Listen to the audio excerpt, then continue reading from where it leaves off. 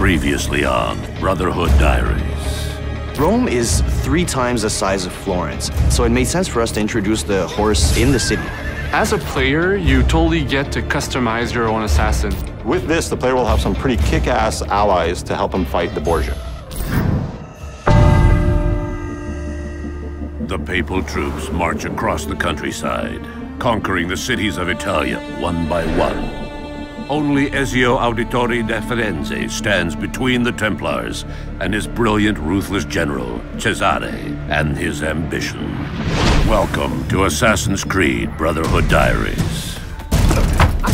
In Assassin's Creed Brotherhood, Ezio is facing his toughest foe ever.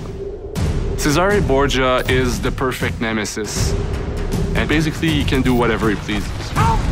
He's got unlimited resources, being the general of the papal armies. He's really, really ruthless, and truly Ezio's biggest challenge to date. To unite Italia, I must have every institution under my control. He's trying to take over the whole country and unite it under the Templars. In Assassin's Creed Brotherhood, there's Cesare, who's your main target, but he's helped by 3 generals. The Duke de Valois, he has a huge army which helps Cesare make his law in Rome.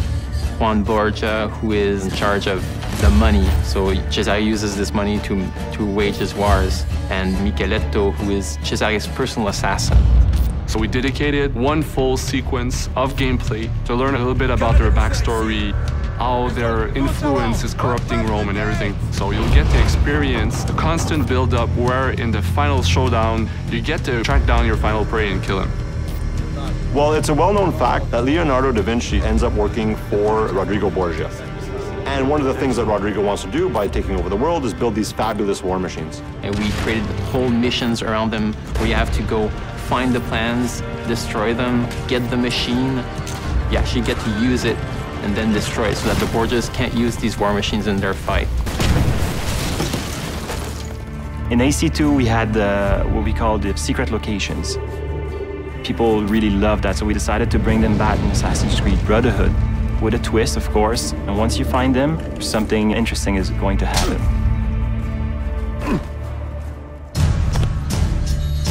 And then there's gadgets like crossbow that I've wanted to use since AC1. Now we have it in the game with upgrades on it. There's also the parachute, which is based off one of Leo's drawing that will permit you to glide if you jump from high enough buildings. Our new strategy for combat in Assassin's Creed Brotherhood is to strike first and strike fast. We wanted to reward those that really had a more aggressive approach to it. We wanted the player to feel badass when he was performing these counter kills. So that became sort of the trademark of what the combat system is. You may have noticed there are now enemies with guns. If you know a bit of the history of Rome and of Leonardo, those assets end up in the hands of the Borgias. So what you have is now we have enemies that are a lot more aggressive, but at the same time, Ezio is a lot faster of a fighter. The Papal Guards are basically the ultimate elite guards that we're going to have in Assassin's Creed Brotherhood. Their sole purpose is to kill Ezio. They're super brutes, they're super agile, they'll sucker punch you all the time, they'll have 2 people hit you at the one time. So they have the best of all the other archetypes. So it's all about mastering not only the combo system, but also mastering your defensive strategy and your offensive strategy as well. The coolest move I've seen is this extremely violent move with both the sword and the gun. Once you have it in your hands, it's something unbelievable. It's really fast-paced, it's really visceral. Basically, you get to kill somebody with a sword, and then you get to shoot his head with a gun.